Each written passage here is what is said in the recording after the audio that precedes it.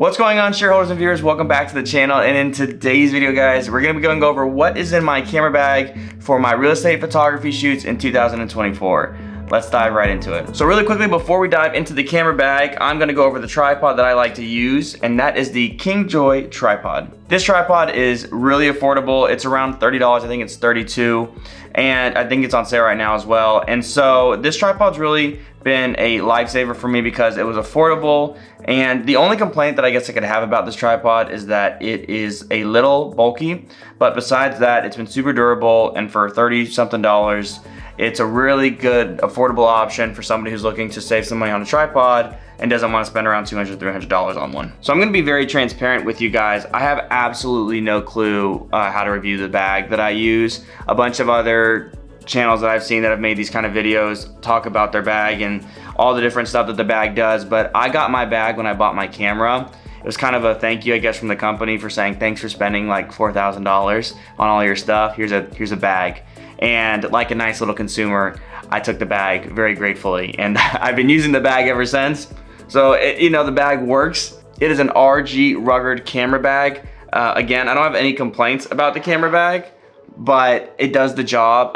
Ironically, it is a little bit bulky, but besides that, it's been a good camera bag, and it has a lot of extra zippers and stuff because I chronically stuff things into my camera bag. So it has been beneficial, and I have been using it, and I do like it. But besides that, I can't act like I purchased it. I got it when I bought my camera. Okay, so in my side pocket here, I keep my little air blower.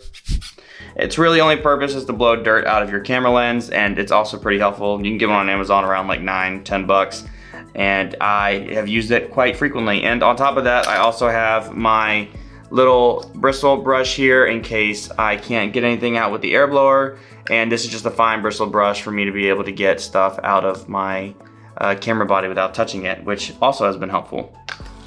For my polarizer, I have my little ring here that goes on the back of my camera, which we'll talk about later. Do I ever use this? Probably not. I have a really bad habit of just kind of sticking my polarizer onto my camera without using this. I'm gonna regret the day that it falls off my camera, but it hasn't happened yet. But I keep it just in case, I want to use all the tools that the company gave me when I bought my polarizer. Moving on to my other strap here, I've got my SD card holder.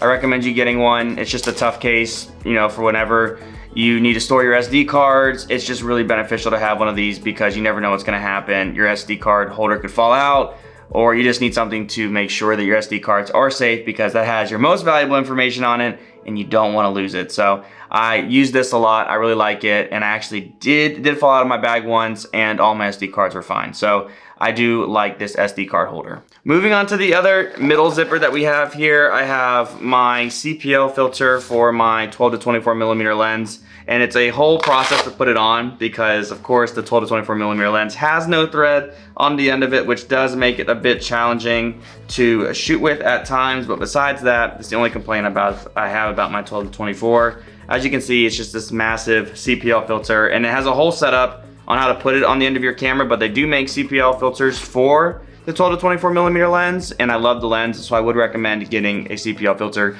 Regardless of whether or not you use the 12 to 24, you definitely need a CPL filter in real estate photography. It makes your photography go from looking amateurish to very professional very quickly. Also in my bag, I have the Ricoh Theta V. This is my 360 camera that I use on all of my 360 tours. It's phenomenal. I love it. I did not go with the Ricoh Theta Z1 because there was some mixed reviews about it, but I went out of my way to get the Ricoh Theta V. I drove an hour and 15 minutes to a Walmart parking lot to meet up a guy that sold me his, and I bought it for around 250 bucks, and I made my money back very, very quickly. So if you're not doing 360 tours and all the Matterport stuff, what are you doing? You need to do it. It's an easy add-on, and it'll make you more money.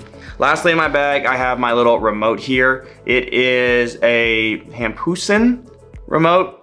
I've used it once, and it was to photograph myself for my graduation. So besides that, I haven't used it for anything else in real estate. I haven't really need to.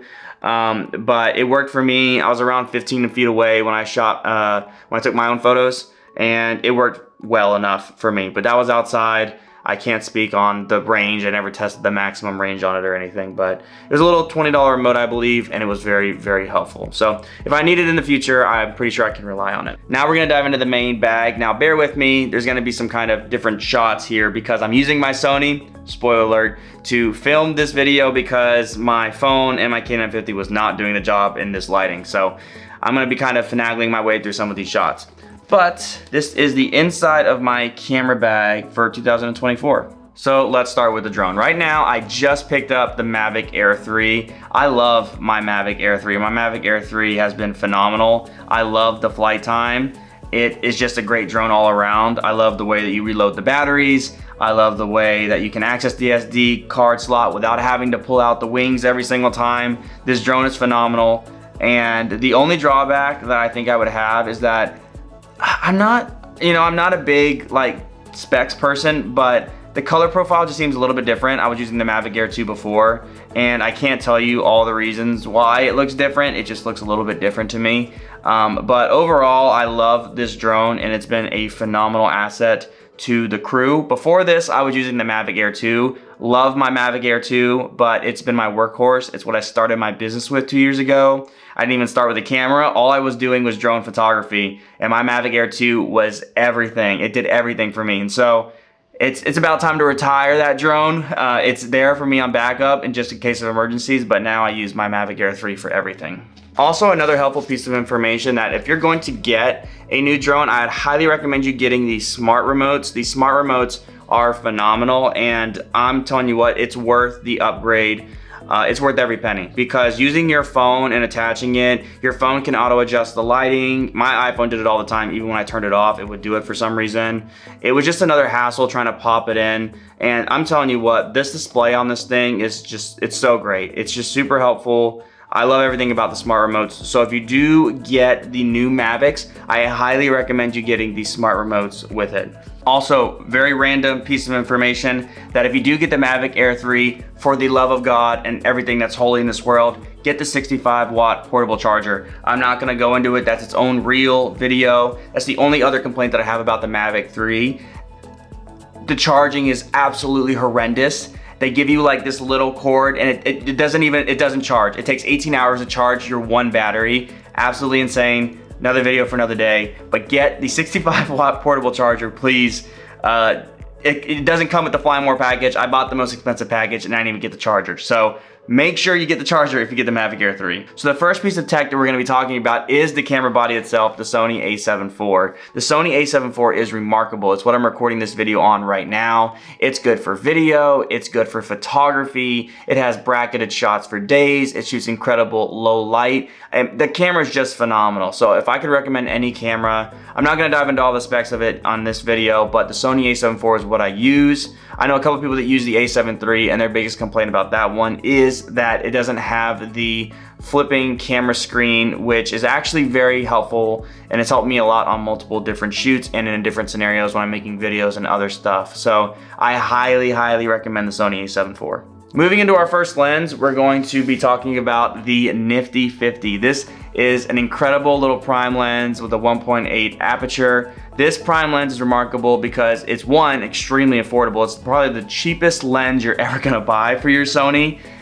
This lens is just, it works so well. You can use it for multiple different shoots, and you can use it in different scenarios like doing headshots for realtors, or just using it in other scenarios. I've used it at a wedding as well. It's just a great lens to have. When you're trying to shoot creative shots, it's really helpful to get that shallow depth of field, and you can use it for new builds, and I know realtors really appreciate when you photograph and you capture some of the new stuff they've had installed into their new builds. So I highly recommend picking up the Nifty 50. It's a very affordable option, and it gives you the opportunity to do other stuff as well, like headshots and portraits. The main lens I'm gonna be talking about is also the lens that I'm using on my camera right now, and that is the Sony 12 to 24 millimeter lens. I could go on for days about how incredible this lens is, and one of your biggest decision makers when you're trying to upgrade your lens is, do you go with the 16 to 35 or do you go with the 12 to 24 millimeter lens? You're gonna see this in discussion groups. This is like the age-old discussion of which lens is the best lens.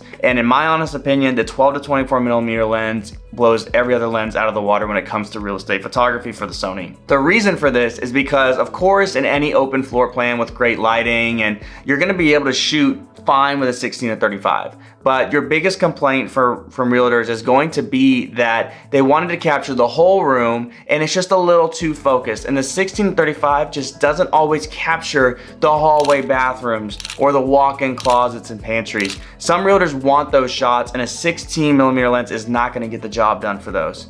Again, the only drawback with the 12 to 24, I would say, is the fact that it has no thread on the end of it, and it is difficult and kind of annoying to use the polarizer all the time. But besides that, it's incredible. And it's always easier to get closer to your subject than move away from it in real estate. You can't move through a wall, but you can get closer. And also, a little tidbit of information as well is that you can always crop sensor in and get a little bit extra zoom length in your lens if that's what you're looking for. You can set those settings up because I have it set on Z1 on my camera, I believe, and it makes your sensor essentially a crop sensor, and it allows you to get like 1.5 zoom on your camera. You can let me know in the comments if I'm wrong. So you can essentially get a 36 millimeter shot if you need to. So the 12 to 24 can really become a 12 to 36 if you need it to, but the 12 to 24 millimeter lens is phenomenal. I absolutely love this lens and I highly, highly recommend it. Also, do not get the 2.8 aperture. You do not need it. You will never use it in real estate.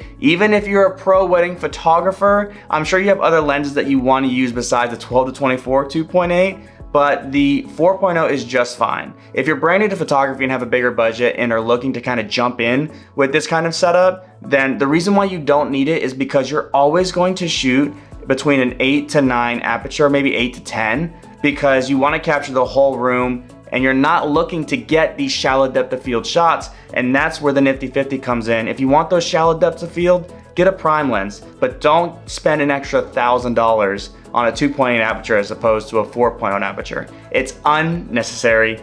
Don't do it. Now, I don't shoot flambient or ambient photography. I almost always just shoot HDR because it's a style choice for me, but I do have a flash, and it's the Godox V1S flash for Sony, and I love this flash because it's very helpful in events. It does the job. I can't speak on any other flashes because I just jumped into that one, but it's a phenomenal flash, and I'll include a couple pictures here from an event that I just recently did. But I've been branching out doing other types of photography, and getting that flash was a little intimidating because I don't use flash a lot, but it definitely was user-friendly and it helped me out a lot, and it made my photos look very professional. So I do recommend that flash if that's something that you're looking to get into. Also a great lens to have if you are getting into events. I just carry this lens with me because I never know when I'm gonna need it, but it's been helpful in a couple different scenarios. It is my Tamron 35 to 150. It's a very expensive lens, completely unnecessary for real estate, but when I shoot events, I really just carry this lens and my flash, and I'm good to go. So I would recommend those two if you start to look at other things besides real estate photography, but that is my real estate photography camera bag for 2024. But that's pretty much gonna wrap up this video, guys. We're gonna be adding more stuff to the camera bag in 2024, obviously. We're still growing very quickly, and we're constantly buying new equipment and trying new things. And if you are enjoying this content, please hit the like button, subscribe to the channel. When you do, you become a shareholder. It's absolutely free. And this year, hopefully, you're gonna get voting power in the channel if we get enough subscribers. We're gonna be voting on this channel on different gear to buy, and I'm gonna have to learn how to sell whatever I buy. So I want you guys to be able to play a part in this company and this channel, and if that is something you're into, liking and subscribing goes a long way. So with that being said, guys, thank you so much for watching, and I will see you shareholders in the next video.